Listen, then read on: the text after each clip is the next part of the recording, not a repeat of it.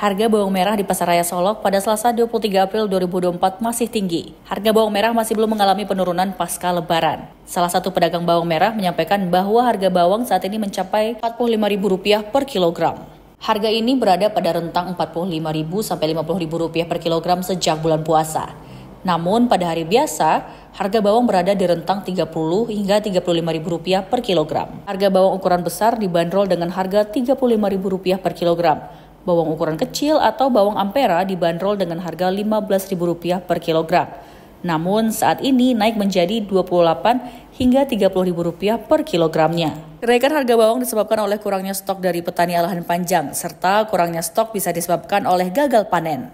Harga bawang yang tinggi ini berdampak pada penjualan keseharian di Pasar Raya Solok.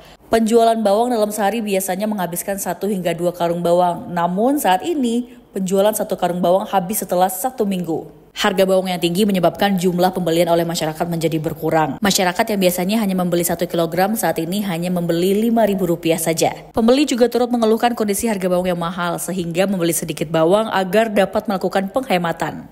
Sementara untuk harga cabai merah saat ini berada di angka Rp48.000 per kilogram. Harga cabai mengalami penurunan dibanding Lebaran tahun lalu yang berada di angka Rp85.000 per kilogram.